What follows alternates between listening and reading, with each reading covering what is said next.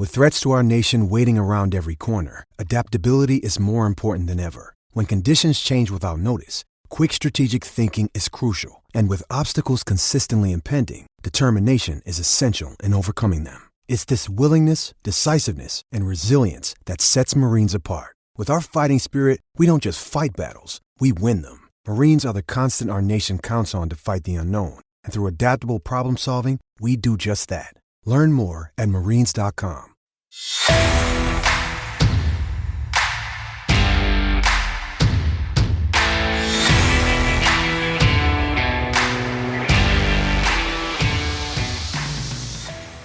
When you think you've gotten to a place that you are successful or you've gotten to the top of the mountain, it's time to look around and see if there's another mountain to climb somewhere else. There's a bigger mountain off on the horizon. There's a new challenge, and find ways to make sure that there's no stagnant, stale, complacent attitude or behavior.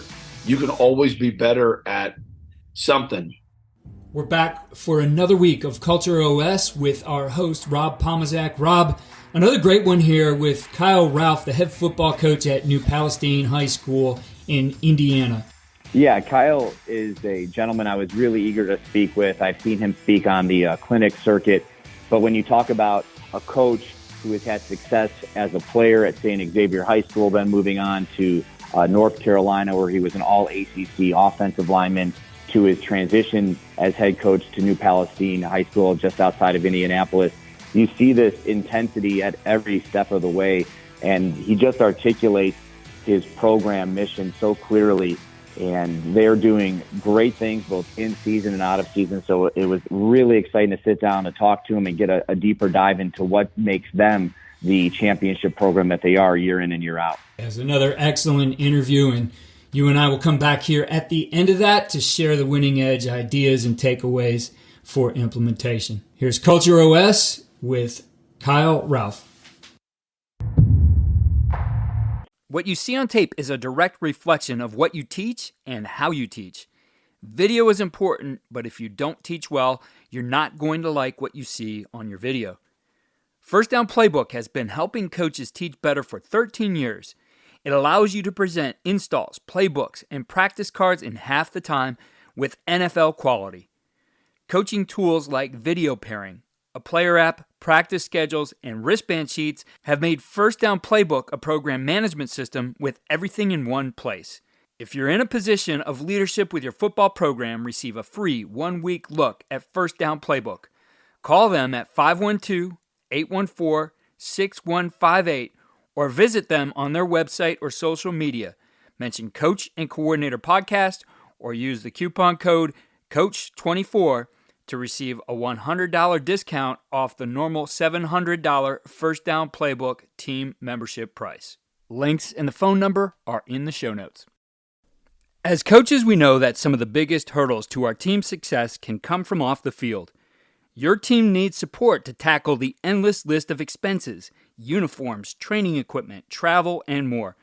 But raising that money can feel like a full-time job. Thankfully, there's Vertical Raise.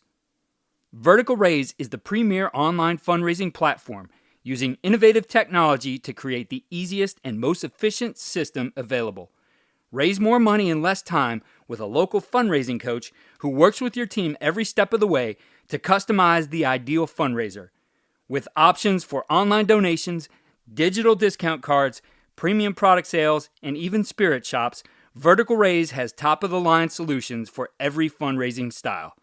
To find out more, visit verticalraise.com and we'll get you connected with an exclusive offer on your first fundraiser. First, I want to thank my guest, Kyle Ralph from New Palestine High School, for joining us to Culture OS. I'm the host, Rob Pomazak, and just so everybody kind of knows what we're all about here, I'm a head coach of 12 years and going on 24 years of coaching and a lifelong learner. And when I got the opportunity from Keith to sit down and talk to some of the best and brightest coaches in the country, I jumped at it. So the first person that came to my mind when I was looking at building a program is somebody who I've listened to numerous times at clinics. And our guest today is Kyle Ralph from New Palestine High School. Kyle, thanks for joining us. Yeah, thanks for having me. Really appreciate your time, and we'll just jump right into it and get this thing rolling. So, Kyle, obviously at New Pal, you guys have had a ton of success. As the head coach, what's your overall mission, vision, and purpose when you went there and first started out trying to build that program? The biggest thing for me was we had to address, the kids being great kids first. Not that they were bad kids or it's a problem school. It's a great district. It's a great community. It's a fantastic area right outside Indianapolis. But our whole philosophy and what our motto is win the day. It's about challenging yourself to be a great person first. And my first meeting with the boys, this is my 11th year here now. And I've been a head coach for 11 years. This is my first head coaching job. That first meeting with the boys in the auditorium, we didn't even talk about football. Mm-hmm. It was about trying to make them be great people, understand what that took first. And I always say that the less you have to deal with from the end of school to the start of football practice, the better off you're going to be, because you can just walk on that field and coach football then. And we want our kids to be great human beings, number one, great students, and then obviously great players, because you don't win without great players. But those first two things are, for me, a non-negotiable. So I was reading an article about when you first got the job, you were living in Cincinnati, and you would drive over and spend a night and then a day with the kids. How important and integral was that beginning to setting the foundation and the long-term vision that you had for your guys? The reality of being a head coach is it's not easy. And we kind of have a saying here that it takes what it takes. My wife had just had our second child, Madison, our daughter, and I was announced early February, I believe it was, as the head coach. New Pal is where my wife is actually from, so it made that a little bit easier. But I met the team really right around the time that my daughter was born, and I'd gotten the job, obviously, and so we knew that we were going to have to move from Cincinnati to New Pal. And with me then having to go back and forth a whole bunch, it wasn't fair to my wife with my son at the time, and then my daughter then being born, to put all that burden on her. So she actually moved up to New Pal to stay with her mom and dad. And then I stayed in Cincinnati, finished the year out teaching, got the house ready to sell. So what I did is I had to make the workouts around my schedule so I could be there the most I could possibly be there, see the kids, get to know the kids, build relationships with the kids. I couldn't be absent for that stuff. So Mondays, I would leave Withrow High School in Cincinnati. I would drive about an hour and 35 minutes up to New Pal to catch the back end of the afternoon workout. I had them work out on Tuesday mornings then really early. So I would come to the morning workout for a little bit, see the boys, drive all the way back to Cincinnati for the school day, teach all day, stay in Cincinnati Wednesday, get the house prepared and stuff like that. Thursday, teach in Cincinnati, drive up to New Pal. Friday morning, go to morning workouts, drive back to Cincinnati, teach, and then Friday night, I would drive all the way back up to New Pal to obviously be with my wife and my kids, and then Sunday, turn back and drive back for Monday work. So it wasn't easy. The gas mileage was brutal. Thankfully, we were kind of at a period of time where gas prices weren't at a peak, I guess. But, the athletic director who hired me, who just retired last year, he used to tell that story to people all the time, because I think it really showed how invested I was in making this thing go the right way. It wasn't easy, for sure. Those drives at times were obviously lonely, and there's a lot of time to think about stuff. If what you're doing is the right thing, if we're making any progress, how are we going to know if we're going to be good enough?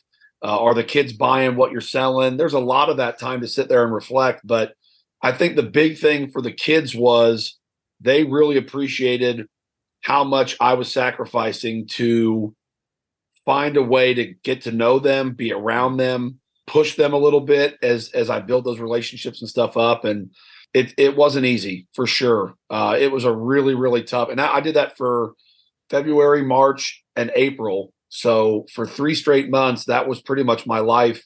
But again, it takes what it takes. I wanted to get the program going in the right direction. Those kids deserved it. And I've got to lead by example.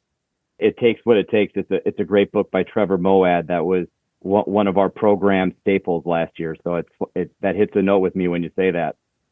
Obviously, you've brought the program to heights they've never seen before over these past years. I mean, you were up for the Don Shula Coach of the Year award. You've won multiple state championships. But when I hear you talk, I think about those days as a head coach, that the hours that people don't see. What is your personal why? What drives you to do not just the initial push, but the sustained push that you've had for over a decade, which is really, I think, just remarkable, and probably the hardest thing as a head coach to do is keep that ball rolling after you've already achieved some of the success you've had. Yeah, I mean, you're very right. The sustained part's probably one of the most difficult things, and I think that's what we're probably proudest of here. But the heart of the question, I've got to give a lot of credit to my mom and dad. I was raised, in my opinion, the right way. My dad came from a pretty humble and relatively poor background when he was young. He's from down in Evansville, Indiana, and then ended up growing up for part of his life then back in Ohio in a small town called Sydney.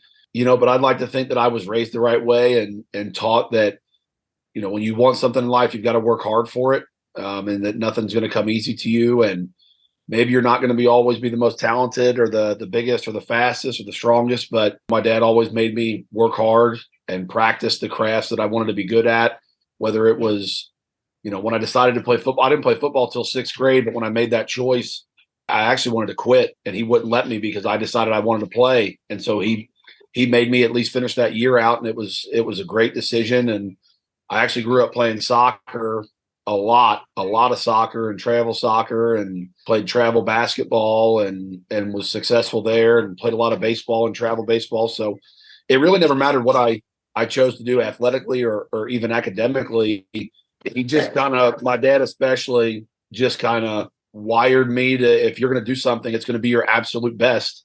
And if that's not good enough, then you're going to keep working to be the best that you possibly can be at that. And, that always stuck with me. And I think I've always been wired a little bit different. My dad was tough on me, but I think that part of it was when you think you've gotten to a place that you are successful or you've gotten to the top of the mountain, it's time to look around and see that there's another mountain to climb somewhere else. There's a bigger mountain off on the horizon. There's a new challenge, and, find ways to make sure that there's no stagnant, stale, complacent attitude or behavior.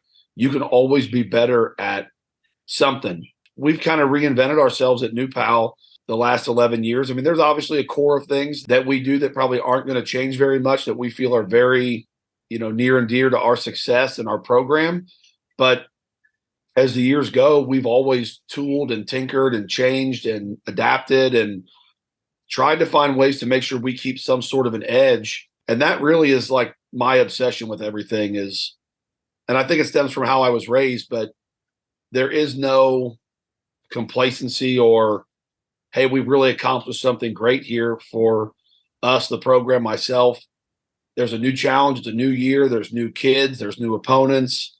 Every week, every year, every off season is something different. And we have a tremendous mentality to keep pushing and make sure that we don't just accept where we are as we've met a destination. You can always do something to improve in and get better at. So again, it's not easy. It's really, really difficult. I think that complacent attitude is something that creeps in at a lot of places. And again, I'm really proud of what we've been able to do, because that's something that I don't feel like has ever happened here. There's so much to unpack there that's absolutely gold. And I appreciate your honesty with all of that. I think the first thing that kind of came to my mind was, you talked about you have your core beliefs, your core culture, and then there's the reinvention that happens every year. So I first want to focus in on, what is the core beliefs that have set you guys apart and on the path to where you guys are now? Well, number one, I mentioned earlier, is the win the day motto. And just at the end of the day, every day's a challenge. And no matter what you're going through in life, I think that's something you can really hang your hat on, is that when you look in the mirror at the end of the day, you win or you lose. And that's a pretty simple competition with yourself that did you do all the things that you were supposed to do that day? Did you do them well? Did you make the right choices? And when you look in the mirror, you're either a better or a worse person. You don't ever stay the same. So, for our kids, that's really what the whole thing's about, is making great choices, studying for your test, helping out your grandma and grandpa, going out and shoveling the driveways with snow, showing up to weightlifting on time, working your hardest when you're there. Get if the best you can do on a science test is a B, then you get a B, not a D. All the little things about what are you doing to make yourself the best version of you every day. When you look in the mirror, there's nowhere to hide. And if you won or you lost. And I think that's a really important part of what we do. The second part is a couple of years ago, I read a great book by Jocko Willink, and it talked about, some of the things that the military does with their core principles. And so a couple of years ago, I really wanted the kids to get invested in what we want to leave as far as that leadership council's legacy of what you're looking for out of a New Palestine Dragon, and what our core values of our program are that you've learned from the groups before you, that you understand now, and that you want to pass on to people that are coming behind you in the future. And so we spent, I would say, 4 to 5 about hour-long meetings over the course of about a month. And our leadership council started with 30 items, 30 words, and then we whittled that down to 3. And they ended up being commitment, toughness, and passion. And for me, it was great because those things really don't require any talent at all. So every player in my program can understand and relate to what those are. And it's something that you can manufacture yourself. But the big part of it is those 3 things. For our program, we made a T-shirt that has those 3 words on it as well. We didn't make enough for everybody. We did a really cool thing where the leadership council picked a couple of kids they felt embodied those 3 things. They weren't themselves. They could not pick themselves. Mm-hmm. And then we gave those shirts out to a couple of the players on the team that they felt embodied those 3 things. And then those guys that earned that shirt, they would vote every week to add members or not add members to that club. And then that person would get a shirt. Slowly that room would fill up. But again, you earn things here. So we didn't make enough for everybody. It wasn't just a team T-shirt. Mm-hmm. We have every year, including freshmen, probably about 80 to 85 kids in the program. And we only made, 30 or 35 shirts. So it was a very special thing and a badge of honor to be given one, because your peers also pick. I don't vote. Mm-hmm. We do a lot of that type of stuff. But the commitment part of it for us is huge. Our off-season program is really hard. We don't have a lot of players because of the difficulty of some of that stuff. It's not a huge school, but our average off-season attendance the last couple of years now, each one of them has been over 97%, including holidays, vacations, sicknesses. I mean, when your team's coming to 97% or more of the lifts on average, that's pretty impressive. And our kids play a lot of other sports. We've got the most ever winter sports kids we've had this year. Last year was the record. This year broke it. We've got a ton of kids involved in baseball and track. We've had swimmers, all kinds of stuff. So it's not that we just want you doing football constantly and nonstop, but look, when you're here or when you're available, we expect you to be here and we expect you to be working. And so the commitment piece of it's huge, because when you look around that room, you see a group full of people who's going through the same stuff you are. That's important. The toughness part, mental and physical toughness, obviously, is pretty self-explanatory, but the mental side of things, there's a lot of kind of, I guess, questionable stuff about what's mentally tough. For me, mental toughness is when you go through adverse times or things aren't going your way or something bad has happened, the game's not going your direction. Do you just fold up your tent, or do you actually just dig your feet in the ground and you keep battling? And I think that's what our kids want to see out of each other. The physical toughness side of things, obviously the weight room stuff helps and all that. That's pretty self-explanatory. And then the last one is passion. I think the one thing I'll say about our kids over the last 11 years, there have been very, very few times where our kids aren't the most excited team to play on a Friday night. And we really challenge them to that of, are you the most excited team out there? Because the reality is, with as much as we've won, the list of losses is not very high. So everybody wants to be the next one to join the club of a very select few people who have beaten us in 11 years. And if you don't come out with that passion, that excitement for the sport, your teammates, the community, your friends, if you don't play the game from your heart, then you're giving them a chance to essentially put their name on that list. And our kids have done a good job of understanding that. So those three things are really important to us. Those are what we call our three core values of our program. And again, the best part is they take no talent or ability. It's all something that you can find inside of you. I mean, that's just an absolutely fantastic way of articulating how you've built it. And just in case people were following along, it sounds like, you established the beliefs and then you brought in your players and then they developed what they felt like they've seen out of the players before them. Is that correct? Yeah. So I gave them a template of, we do a couple different exercises with our leadership council, but over the previous years, we'd kind of built, characteristics and we kind of rank them on what you're looking for out of teammates. So what I did is I took all those things we'd done for some of the years previous.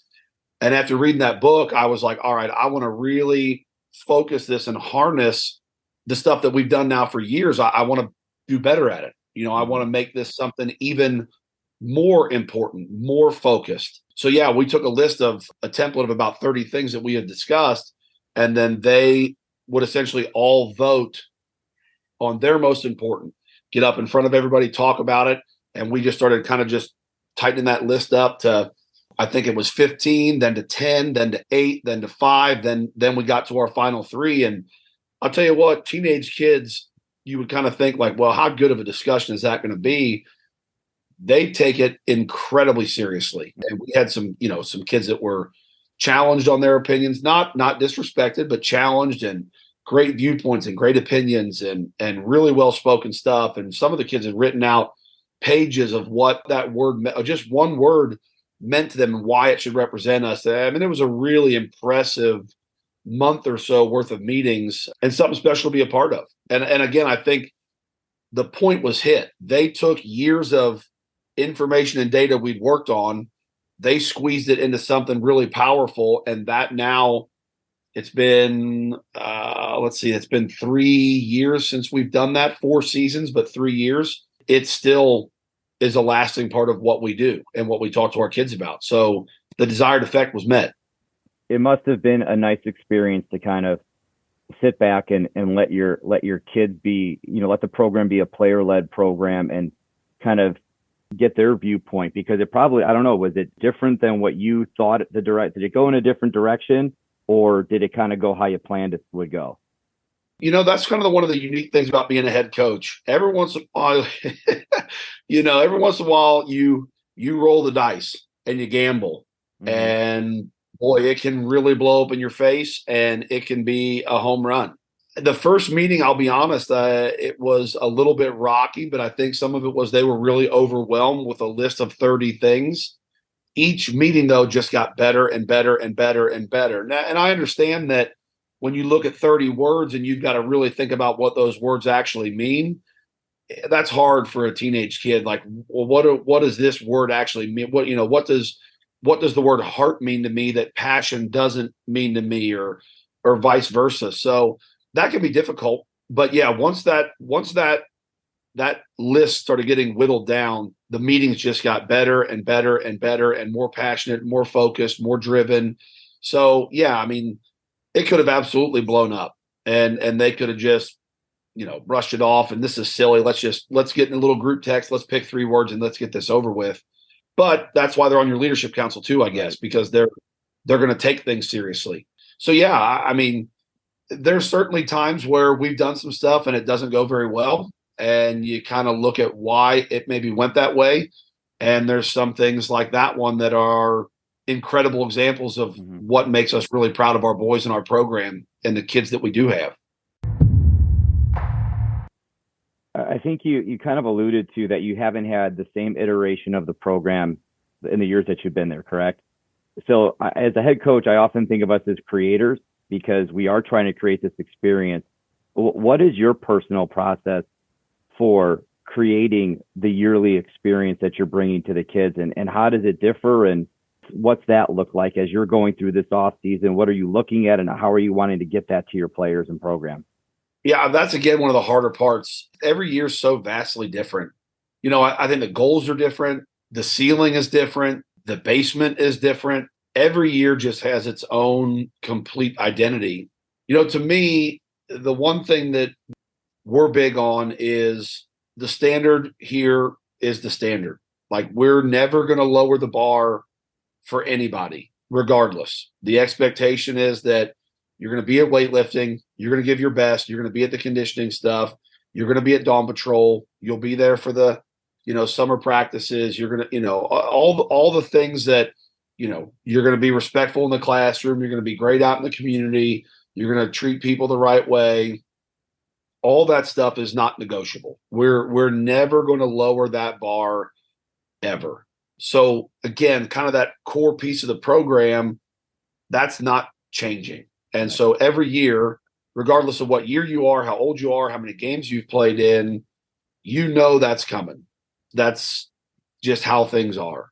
The thing that changes, though, is obviously your depth, your talent, experience, and then everything else has to start kind of branching off from that as you make a vision for what this team is, what they're going to be, who might be able to play what those kids are going to need, how you push them enough where they can actually rise and grow and not kind of wither and fall. Every kid's so different. I think that's a good thing of what we do is getting to know the kids, how to talk to them. Every kid's so vastly different. And we're not in a huge community here. Our school's 1,200 kids. It's not a big place. So, our school's probably big for the area that we're in, actually, just because we draw a lot of people in our county and stuff. But it's really not a large community or a large town. So we're like everybody else, though. You're going to have kids on this end of the spectrum that are, maybe from a wealthy family in a great area with $1 million home. And you're going to have people on this side of the spectrum who, he maybe hasn't eaten in the last 24 to 36 hours and doesn't have food on the table and hasn't been able to get a ride to practices or school. And you've got to find a way to get all that and in between to function together. So, get to know your kids and build those relationships up, understanding, how you can push different kids and sometimes what they need to hear and what they don't need to hear.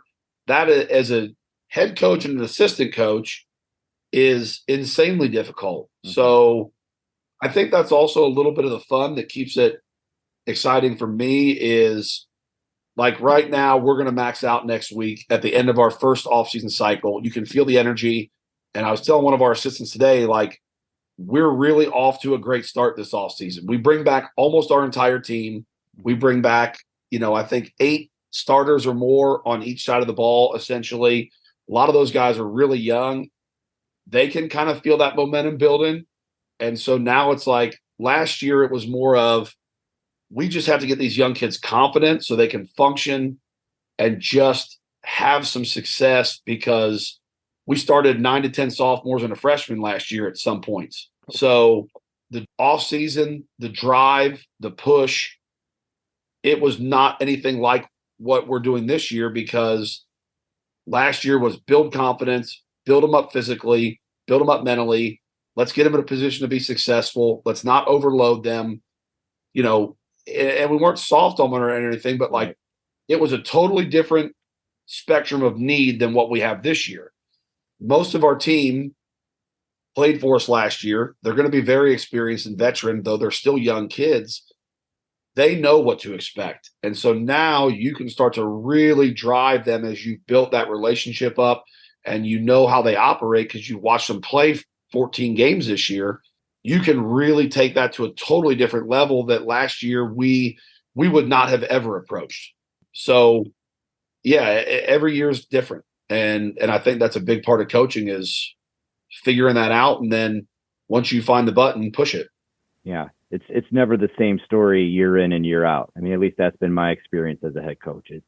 And it does keep it fun. It does keep it new. Every year feels like, I always say it's like that rookie mentality. Regardless of the success you had, it's always a brand new challenge, regardless of what you did the year prior, because it's a whole new bag. you touch on the off season. You guys do an amazing job of building those kids up physically in the weight room. But what's the flip side of that from the other aspects of their development and how you onboard kids to the new Palestine culture and those beliefs, and how does that get tethered into what you're doing? Because I've read articles where you say that's pivotal to what you guys do. The strength stuff's great, obviously, that I tell the kids all the time, like, look, you can bench press 1,000 pounds and squat 2,000 pounds, but if you can't play football, you can't play. I mean, your strength only does so much. The biggest part of the strength training is, number one, kind of what you're talking about, is self-confidence. Mm-hmm. 2 is to help protect you from injuries. And then 3 is just strength. I mean, that's really the last product of what we're doing, is trying to get kids stronger. The first 2 pieces are critically important. And number 1 is really kind of what you're talking about. Look, there's no secret. Like, when kids look in a mirror, they see things and they notice, like, what's this over here? Like, what's that right there? Oh my gosh, I didn't have that. I didn't have that 2 months ago, And it's that simple. Like, that click of, I like how I look because of what I'm doing Monday, Tuesday, Thursday, and Friday. This is changing me physically. It is. You're gaining strength. But the mental belief of, well, if I look like this now, I looked like that before, I can probably do things that I couldn't do before. And you know what? The truth of it is, whether they can or they can't, the mental side of it, just them believing it's possible, mm-hmm. is the whole battle. If you squat 405 pounds and the guy that you're going to play against, you've seen his stuff on Twitter or Instagram, and he squats 340, you already walk in with a mental advantage of knowing I'm stronger than him. And talent, that they don't even care about that stuff. It's, look, I think I can do this because I can move this much weight. I've put in this much time. I've put in this much effort. I look this way. It's such a massive part for high school kids and just people in general. It's just a human nature thing. But for our kids, that mental change from, I'm a weak sophomore, I'm not good enough, I'm not strong enough, I'm not fast enough, I'll never be able to do these things. You fast forward a calendar year and you look in that mirror and think, my gosh, look at what I am. I weighed 152. Now I'm 163 and I look like this. I ran a little bit, and we do a lot of data collection on our guys too. Yeah. So we chart their speed and a lot of different things. But I ran faster, I'm heavier, I jumped higher, I lift more. That starts to elevate that kid's mental psyche of, I can maybe get this done. And honestly, some kids it takes longer than others. Some kids, we call it a senior miracle. It may take them 3 years of development, and all of a sudden their senior year, they've gone through puberty. They maybe, they're a little bit late, or all of a sudden everything clicked, and all of a sudden it's like, man, where did this guy come from? I mean, he's out there playing like a demon, and he was a JV guy for us as a junior last year. And now he's a starting linebacker, starting receiver, leading tackler on special teams, whatever it is. Everybody's time is different. And some kids it clicks and it happens earlier than others. But that's really where we make a lot of our mileage at with our kids, is they really have an unwavering belief that what we do makes them ready and helps them win. And you can't take that away from them. You might be better, you might be bigger, you might be heavier, faster. You've got Division I scholarship offers and they don't, but they really believe because of what we do, they can go compete with anybody. And we've been able to prove that, which obviously helps. If you lose 8 games, 9 games a year, that's obviously tough. Sure. But we've gotten the job done and we've had great players, don't get me wrong, but we've gotten the job done with what everybody would consider normal kids a lot. And when everyone in our community grows up watching that type of player achieve and get those results, they think it's possible too. And honestly, now, our 8th grade guys come over and live with us in the off season. They've grown up seeing it and watching it. It's not something that we even think twice about. Every kid that grows up here, when they essentially get through 8th grade football, they already know what they're in for. And they already know the expectations and what we do and what the program's all about. So the success has bred success for sure, but that weight room piece of it is not so much about strength as it is changing your brain to make your brain believe that you can do things that you probably shouldn't be able to do. I mean, you hit on, in player development, the idea of that 4-year process that gets lost so often in this day and age, where that instant gratification, I've got to be good like right now. And even with the way that recruiting is shaped up, where it's like, junior year being so important, but at the high school level, that 4th year, like you said, that senior miracle, it's like, we're not training you for your sophomore year or your junior year. We're training you for that 4-year commitment that you're making. Right. And then when you get those 8th graders looking at it, that perpetual motion machine starts kicking in, where that's where I think this is sustained success starts to come in. But on that note, like you've got the player buy-in. How do you tether in the other stakeholders, your staff? I mean, there's a lot that you guys do, and I'm sure there's somebody sitting here listening going, how do I do this? How do I bring people in? How do you tether in your parents and your staff into this culture? The parent part is honestly pretty easy, and I really don't. We have great parents here. We have a good community. I really don't get. I think 11 years I've maybe had one issue with a parent, truthfully. The thing with the parents is I'm very upfront and honest with them. We only meet twice a year, but everything that we do is transparent. You want to come sit in the bleachers at practice, come on out and watch. We're not hiding anything. We don't cuss at our kids. You're not going to hear us, drop the F-bomb at practice. It's not happening. You want to come out, you want to go sit there and watch us from up in the bleachers every day of the week. Come on out, watch us practice, watch your kids, watch us coach them. All the kids are getting coached. They're all doing drills. They're all involved. They're all participating. No one's staying on the sideline with their hands in their pants doing nothing. Everybody's out there active getting coached. You want to come watch us lift? Come on in. We have a Ironman challenge every year where we bring teams in and do a lifting competition. It's open to our parents and the other team's parents. Come on in and watch. See what we do with our kids. Watch the intensity. Watch your kids have a great time. Yeah, it's awful. It's tough. There's a lot of weight. They're always sore. Come watch your kids get excited about this stuff. The 2 meetings we have a year, I'm pretty upfront and honest, and I have been since I got here. The meeting agenda really hasn't changed in 11 years. We address a couple odds and ends things, the booster stuff, and then I pretty much tell them that my job is twofold here.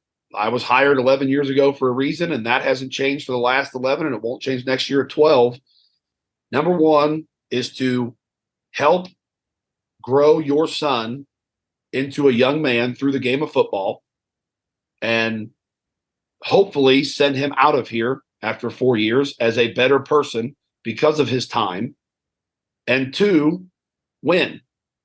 So anything in between that, I don't care about.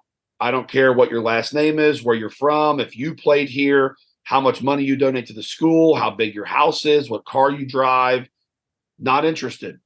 If your son is going to help us by doing those 2 things, he will play.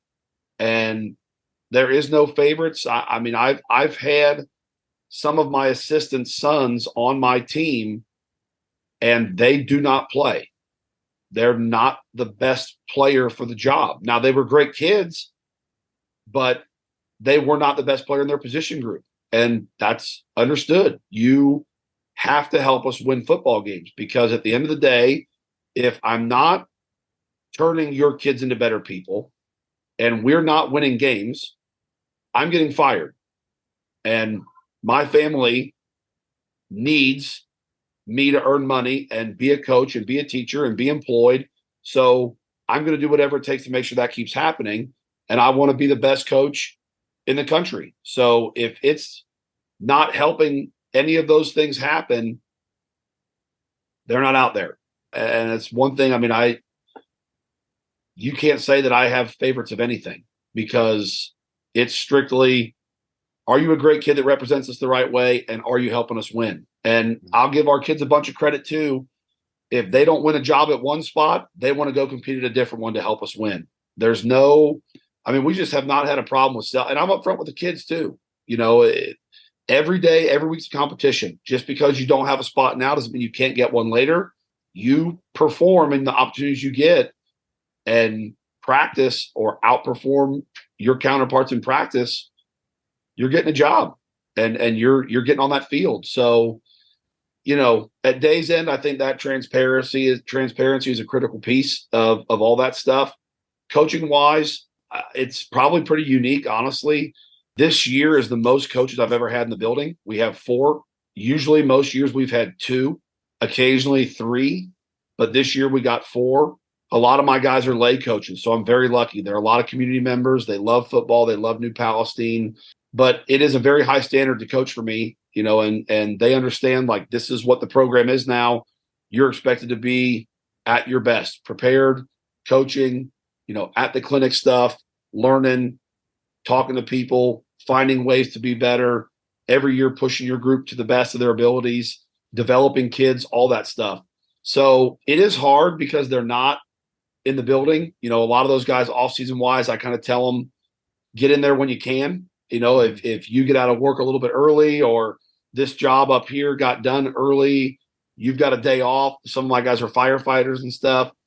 Pop in the weight room. You don't got to be there for the entire time, but look, the kids want to see you. They want to talk to you real quick, and then you can go about your day. I handle the weight room every day. One of my assistants is in there with me every day. We got guys that pop in and out. We had today we had 3 of the assistants pop in to the weight room today. That's great. The kids love that stuff. They understand that they're not teachers. They understand that they've got families and real jobs and, 9 to 5s, and some days are better than others. So any days that my staff can get in there are bonuses. We get some chance to do some off-season stuff and everything too. But, I think that as the years have gone on, our staff has become incredibly proud of what we built. And they want to also be kind of the flag holders of that standard. So, yeah, it's hard to be in a program like this where people expect us to win essentially every week. And when we lose, it's almost shock value. And that hurts, and my staff takes it very seriously. But I have a group of guys that love the challenge of not letting that standard down. And that's a very unique thing to get. And I'm very lucky to have them.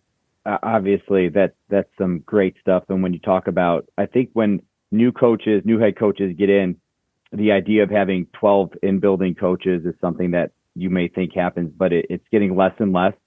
And way less. Yeah. You do have to understand that guys are going to be there when they can be. And as the head coach, you kind of are that consistent point.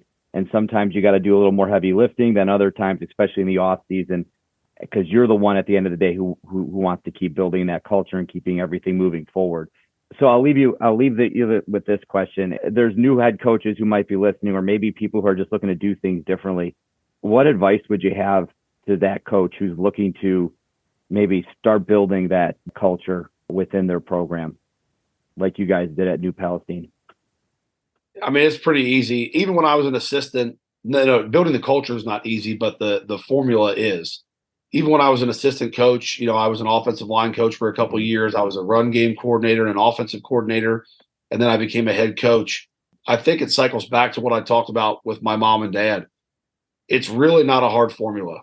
This requires an insane amount of hard work, and you've got to be willing to put that in. When I was an assistant coach, my goal, I wanted to be a head coach someday, and that was kind of my long-term goal that I always wanted to strive towards. Is I wanted to be a head coach, but at the time, it was, I just got done playing. I was 21 years old, turning 22, and it was all right.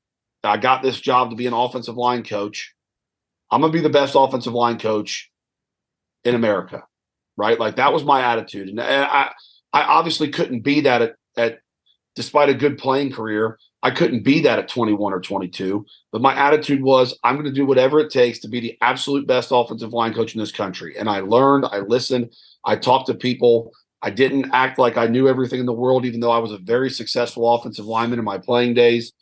I learned from the staff I was on. I talked to people at clinics. I went and visited other high schools and colleges. I took down endless notes. I tried to do all that stuff and really be the head coach of my position group. And it took a lot of work. Then when I became a run game coordinator, endless hours studying the defense, what runs are best, all these types of things. Then an offensive coordinator. It's another level up of I have to know my offense inside and out, the whys, the whats, the hows. I got to know your defense inside and out, the whys, the whats, the hows, and put together a game plan and orchestrate all the position players and all that stuff. And as a head coach now, again, we've been really successful, but look, things don't change. Like I hang my hat on, I'm going to outwork you. And I don't really care, what size school you are, how good you are, what your record is. It's never made a difference if we play a team that is a defending state champion and undefeated or a team that hasn't won a game in 2 years. I'm putting in the same work because that's what it requires, because my kids deserve that. My staff deserves that. And I refuse to cheapen myself by cutting corners.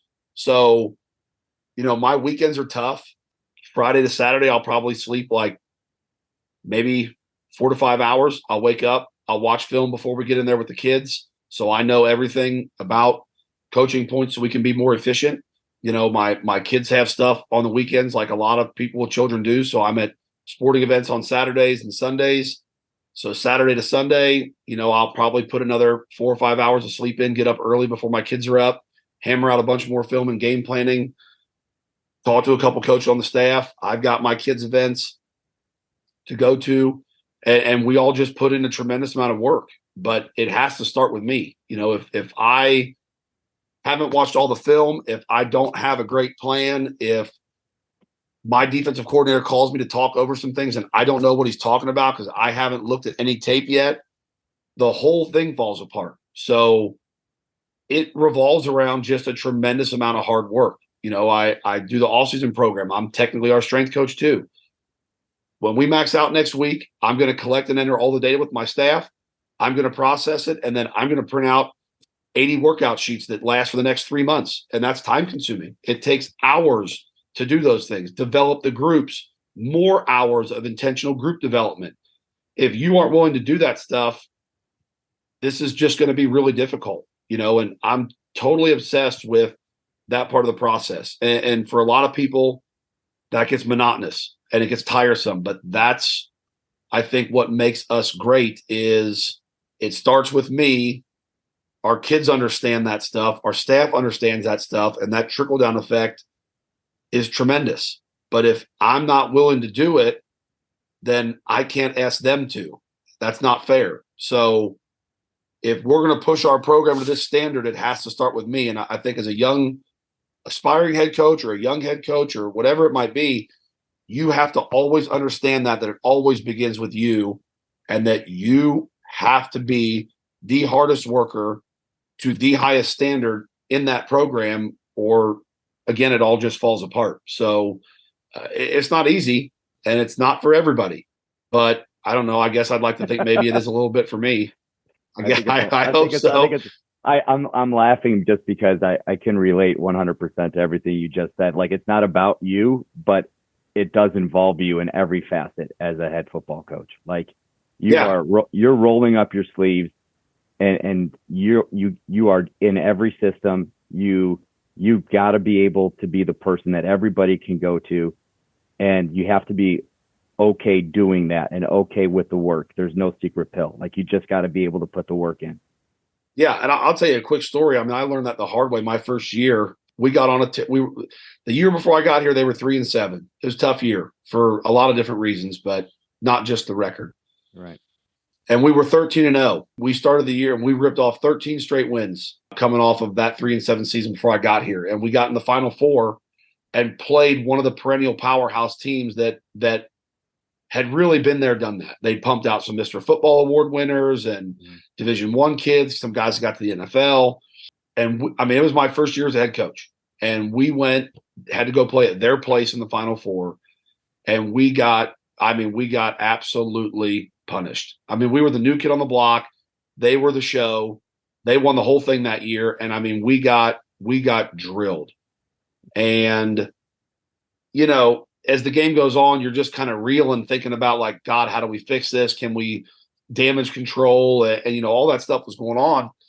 So when we do our off-season meetings with our kids, a couple of my seniors that were wonderful, wonderful kids, great players, but very intense.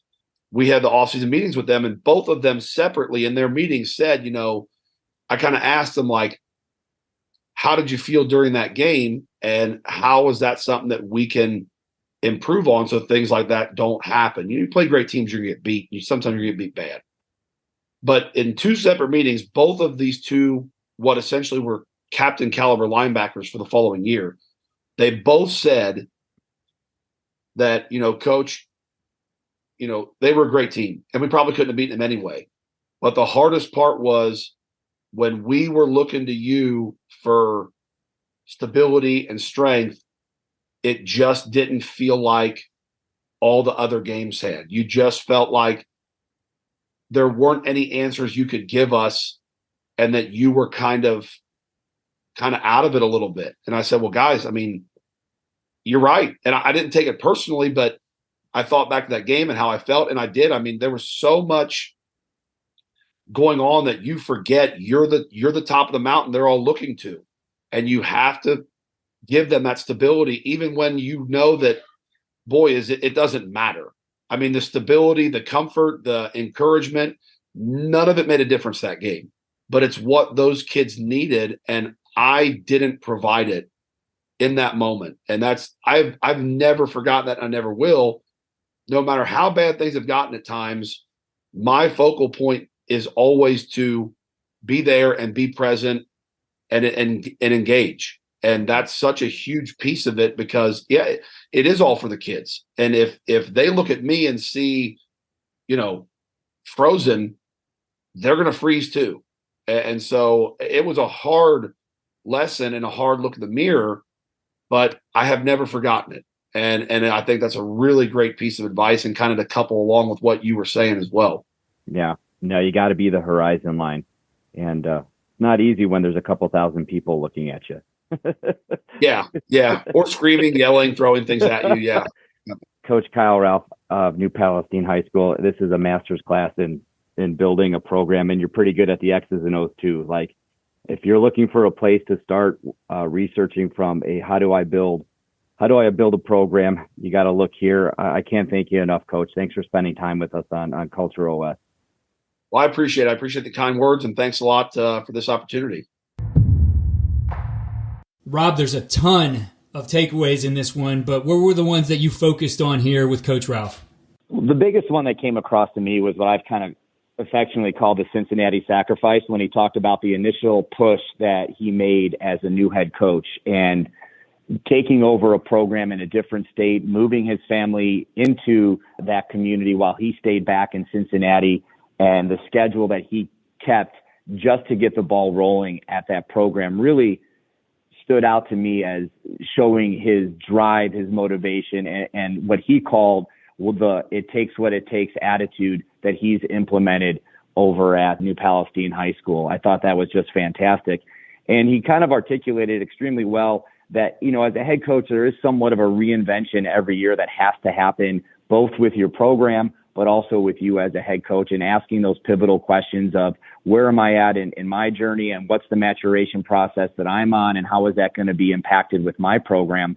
And then I thought he finished up talking about how he had his players about his midway point of his tenure so far, where he took them, brought them in, and they really redeveloped what they felt their core values were. They trimmed the fat. They came down to 3 specific values and had the players then create almost a leadership manifesto of what those look like, what they feel like, what they sound like within the 4 walls of their program. Just unbelievable stuff from a culture standpoint when you're trying to build those initial building blocks. And Kyle just brought it with great energy and great articulation. It was so much fun talking to him. It was another one that just had me glued to my headphones, not wanting to put it down here when I initially picked it up and listened. And just an incredible job by you in bringing out some of these details in your conversation with Coach Ralph. We have another great one next week with Derek Leonard, multiple-time state champion, building a powerhouse in Illinois, and we're excited that you'll be sharing that one with us as well. Listeners, keep tuning in. Follow all of these on our series webpage. We'll share that in the show notes on coachingcoordinator.com, and follow us on Twitter at Coach K. Grabowski. Follow Coach Pomazak at Robert Pomazak. and keep tuning in to this show.